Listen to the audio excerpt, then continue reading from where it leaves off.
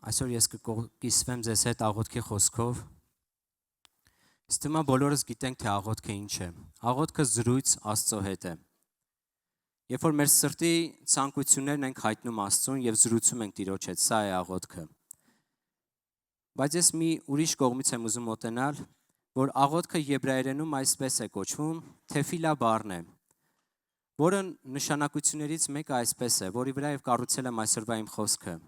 Ինքնակնություն անել, դատել ինքդ քեզ։ Եբրայական մշակույթում հասկացում է ոչ թե պարզապես ցանկությունների արտահայտում է աղոթքը, այլ ներքին դատաստան է։ Ինքնախոստովանություն է եւ իհարկե Աստծո հետ երկխոսություն է աղոթքը։ Ստում եմ բոլորը կհամաձայնվեն, որ աղոթքը մեր ամենօրվա հացն է։ Ինչպես հացը կենսական նշանակություն ունի մեր մարմնի համար ֆիզիկապես, այնպես էլ աղոթքը մեր հոգու համար։ Առանց աղոթքի մեր հոգին չի կարող կենդանի լինել։ Չեն կարող հոգուն կերակրել առանց աղոթքի։ Աղոթքը նշանակություն ունի մեր կյանքի համար։ Եվ աղոթքը կենդանի կապ է երկնային հոր հետ։ Այն զրույց է երկու կողմերի միջև։ Աղոթքը երկկողմանի զրույց է, այն միակողմանի զրույց չէ։ Բայց հաճախ խոստովանենք, որ միակողմանի զրույց է մեր կողմից լինում դեպի Աստված։ Երբ որ առավոտյան արթնանում ենք կամ երեկոյան քնում ենք, շնորհակալություն ենք հայտնում Աստծուն, խնդրում ենք, որ օրհնի մեր ճանապարհը, պահի, պահպանի ու վերջ։ Բայց աղոթքը ավելին է, քան սա։ Երբ որ մենք դիմացինի հետ զրույց ենք անում, երբ որ մենք ուղակի լսողի դերում լինենք, լսենք իր ապրումները, իր վերելքները, իր հաջողությունները ու ամեն անգամ ինքը խոսա ու չթողի, որ մենք մեր խոսքն էլ արտահայտենք։ Ու երբ ուզենք մենք խոսենք, ինքը ուղակի չլսի մեզ։ Սա կլինի միակողմանի զրույց։ Եվ իհարկե սրա հիմքի վրա հարաբերություն չի կարող կառուցվել։ Այնպես էլ աղոթքն է։ Աղոթքը ոչ թե միակողմանի զրույց է Աստծո հետ, այլ երկկողմանի զրույց է։ Այսինքն, երբ որ խոսում ենք մենք եւ խոսում է Աստված։ Եվ աղոթքը մտերմություն է ստեղծում։ Երբ ճանաչվում են միմյանց սրտերը, միմյանց ցանկությունները եւ ապրումները, սա է աղոթքը։ Երբ իսկապես ապրում ենք աղոթքով, այն երևում է մեր փոխհարաբերությունների մեջ։ Ամեն։ Երբ որ մենք ներկայացնում ենք աղոթող մարդուն, իհարկե աղոթող մարդու նաեւ բնութագրում է ինչ ձևի աղոթում, բարձր աղոթում, թե ցածր աղոթում, ինչ բառեր օգտագործում, բայց աղոթող մարդուն երբ որ նկարագրում ենք, նրա կյանքն ենք նկարագրում, երբ որ ասում ենք սա աղոթող մարդ է։ Այսինքն աղոթող մարդ նկարագրելով մենք համոզվում ենք, որ ինքը Աստծո հետ կապ ունի։ Ոչ թե արտաքին երևույթն է, այն ներքին սիրտն է, որ Աստծո հետ մտերիմ է։ Եթե Աստծո հետ մարդը մտերիմ է, մարդկանց հետ չես կարող քո փոխհարաբերությունը վատ հիմքերի վրա կառուցես։ Քո հարաբերությունը, մտերմությունը Աստծո հետ, այն արտացոլում է քո շփումը մարդկանց հետ։ Կուզեմ միասին ընթերցենք Ղուկաս ավետարանի 11-րդ գլուխը։ Սա այն տեղն է, երբ որ աշակերտները Հիսուսին խնդրեցին, որ աղոթել սովորեցնի, եւ Հիսուսը նրանց աղոթել էր սովորեցնում։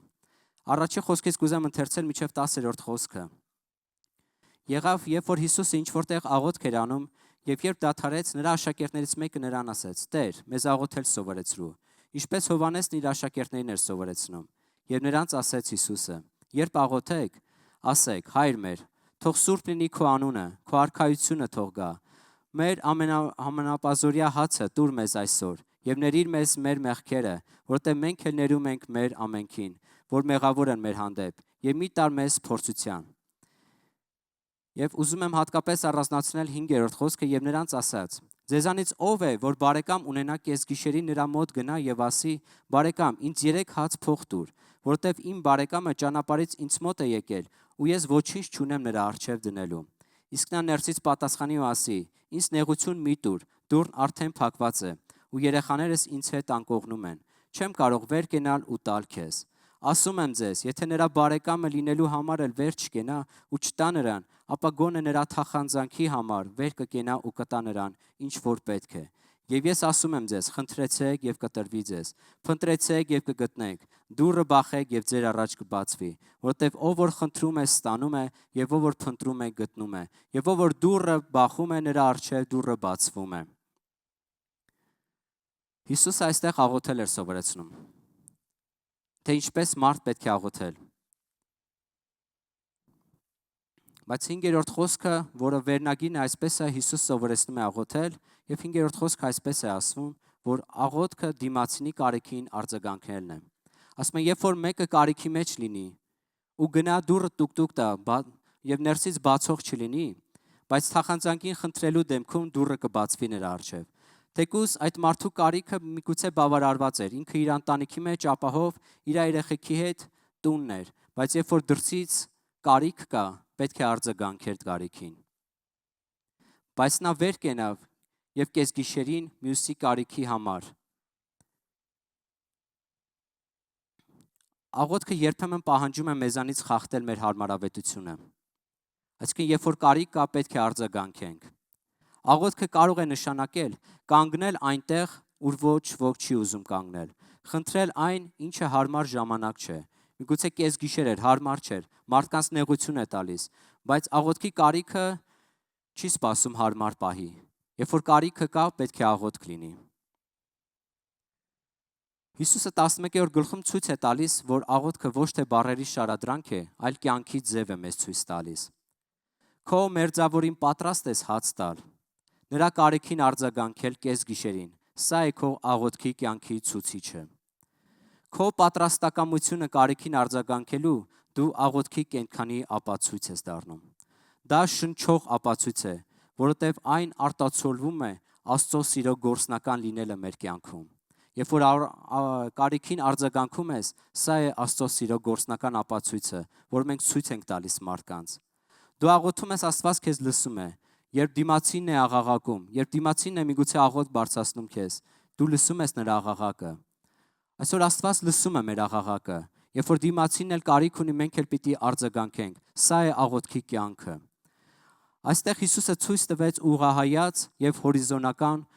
աղոթքի կարեւորությունը։ Այսինքն ուղղահայաց, երբ որ փառաբանում ենք Աստծուն, երկրպագում ենք նրա սիրուն հաղորդակից ենք լինում նրա սրբությանը, եւ հորիզոնական, երբ որ մեր փոխհարաբերությունը մարդկանց հետ ճիշտ հիմքի վրա են կառուցում, երբ որ նրանց կարիքին արձագանքում ենք։ Սա է աղոթքի կյանքը։ Մի մեջբերում եմ արել խոսքերից, կրոնավոր մարդիկ աղոթում են ոչ թե Աստծուն հաճեցնելու, այլ իրենց եսը ավելի բարենպաստ դիրքում ներկայացնելու համար։ Կրոնավոր մարդկանց կարիքը ոչ թե Աստծուն հաճեցնելն է, այլ իրենց եսը առավել բարենպաստ դիրքում ներկայացնելն է։ Երբ որ կարիքը արձագանքում ենք, սա Աստծուն հաճեցնել է։ Որտեվ Աստծո խոսքը ասում է Մատթեոս 25-րդ գլխում 35-ից 36-րդ խոսքում Աստված այսպես է ասում. «Սոված էի եւ հաց տվեցիք, ծարավ էի եւ ջուր տվեցիք, եւ մերկ էի հագցրեցիք, եւ աշակերտները ասեցին. Տեր, մենք երբ արեցինք սա քեզ»։ Եվ Հիսուսը ինչ է պատասխանում, ասում է. «Փոքրերից, եղբայրներից մեկին արեցիր, ինձ արեցիր»։ Սա է կարիք Աստծո, սա է նրա սրտին հաղորդ լինելը։ Դերեկ Պրիսի խոսքերից ուզում եմ մեջբերում անել, որ ասում է աղոթքը մեզ համար միջոց չէ Աստծուն ստպելու անել այն, ինչ ցանկանում ենք։ Այսինքն աղոթքը մեր համար կախարդական փայտիկ չէ, որ ինչ ուզենք ստանանք, այլ աղոթքը Աստծո համար դառնալն է նրա կամքը կատարող գործիք։ Աղոթքը միջոց է Աստծո համար դառնալ իր կամքը կատարող գործիք։ Երբ որ աղոթքի մարդ ես դառնում, աղոթող ես լինում, ինչ որ մեկի համար դառնում ես նաև աղոթքի պատասխան։ Շատերս կխոստովանենք, որ աղոթքի միջոցով Աստված շատ ժամանակ ցույց է տալիս, թե իմով մարդը ինչ կարիք ունի, եւ այդ ժամանակ դառնում ենք աղոթքի պատասխան։ Եվ այս երկուսը համընկնում են ուղղահայաց կապը Աստծո հետ եւ հորիզոնական փոխհարաբերությունը մարդկանց հետ, այն դառնում է մեր շարժիչ ուժը, որը կարող է հաղթել դժվարությունները եւ շարժել սարերը։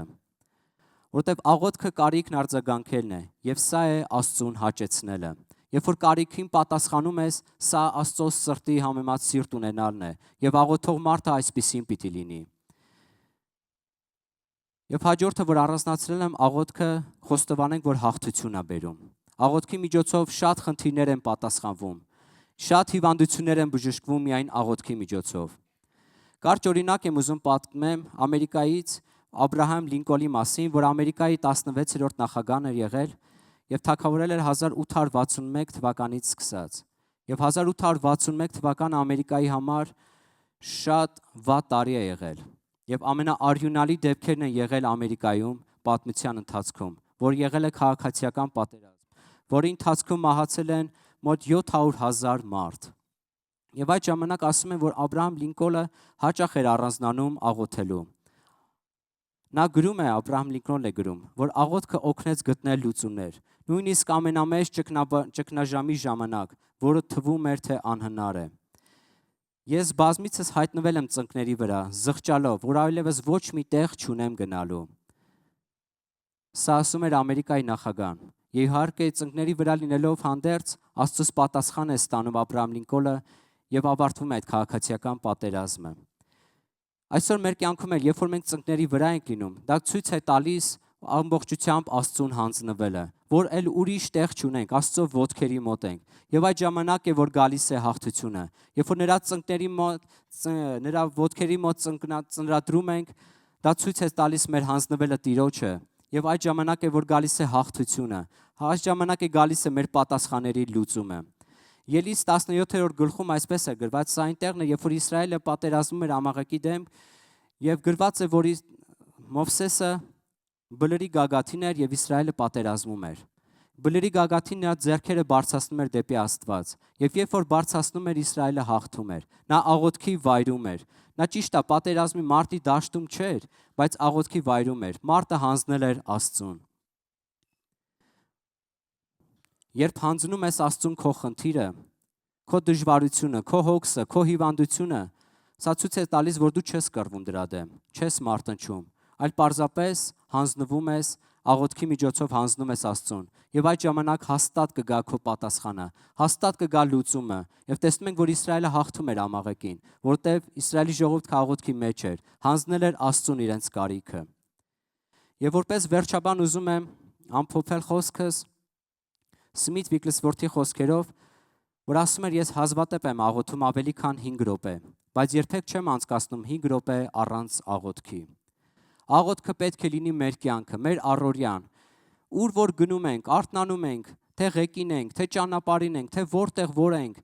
ամեն ժամանակ մեր շուրթերի վրա պիտի լինի Աստծուն օրհներգելը, աղոթքը, նրանից խնդրելը, նրա կամքը խնդրելը։ Երբ դու կապ ես ունենում Աստծո հետ ուղղահայաց աղոթքի միջոցով, այդ կապը բերում է հաղթություն։ Այդ ժամանակ է, որ քո հորիզոնական կապը մարդկանց հետ դառնում է սիրով, խոնարհությամբ եւ կարեկցանքով լի։ Եվ հենց այդտեղ, որտեղ ծալվում են ծնկները, սկսվում է իրական աղոթը։ Իրական հաղթանակն է սկսվում։ Եկեք կանգնենք Տիրոջ ներկայության մեջ եւ ինչպես աշակերտներն էին խնդրում Տիրոջից, մենք էլ խնդրենք, որ Տեր մեզ աղոթել սովորեցրու։ Տեր, մենք գոհանում ենք քեզանից, Տեր։ Շնորհակալ ենք իմ Աստված, որ ամեն ժամանակ մեր սրտի հետ խոսում ես, Տեր։ Շնորհակալ ենք Տեր իմ Աստված ջան, որ ամեն ժամանակ մեզ ուղղություն ես ցույց տալի, Տեր, քո կամքի համաձայն, Տեր։ Այո, Տեր, մենք էլ աշակերտների նման խնդրում ենք, Տեր, որ մեզ աղոթել սովորեցնես, Տեր։ Ոչ թե ծիսական ինչ-որ բառեր, Տեր իմ Աստված ջան, այլ աղոթել, որ մեր կյանքը ցույց տա, որ մենք իրականում աղոթքի մարդ ենք, Տեր իմ Աստված ջան։ Եվ մարդիկ էլ մեր մեջ տեսնեն, Տեր, որ նրանց կարեկցիկին, Տեր, կարեկցանքին, Տեր իմ Աստված ջան, նրանց խնդիրներին, Տեր իմ Աստված ջան, հաղորդ լինենք, Տեր, որ քո սիրտը, Տեր իմ Աստված ջան, քո սրտի ցանկությանը, Տեր իմ Աստված ջան, արձագանքենք մեր կյանքում, Տեր։ Քեզ լինի փառքը, Տեր իմ Աստված ջան։ Օգնիր, Տեր, որ ամեն ժամանակ, Տեր իմ Աստված ջան, մեր ծնկները ծալվեն քո ներկայության մեջ, Տեր, եւ մենք գիտակցենք եւ այն համոզմունքով գանք, Տեր, որ միայն դու կարող ես մեր խնդրի պատասխանը տալ, Տեր իմ Աստված ջան։ Ուրիշ ոչ մի տեղ չկա մեր պատասխանը, միայն քո ոտքերի մոտ է, Տեր իմ Աստված։ Եվ ես հավատում եմ, որ դու այդ ժամանակ երկինքը կբացես մեզ համար, Տեր, եւ կբերես քո հաղթական պատասխանը, Տեր։ Քեզ լինի փառքը, Տեր իմ Աստված ջան։ Քեզ լինի գովասանքն ու երկրպագությունը, Տեր։ Մենք միանում ենք երկնային զորքին, Տեր իմ Աստված ջան, եւ մեծարում ենք քո սուրբ անունը, Տեր։ Քեզ լինի փառքը, Տեր իմ Աստված ջան։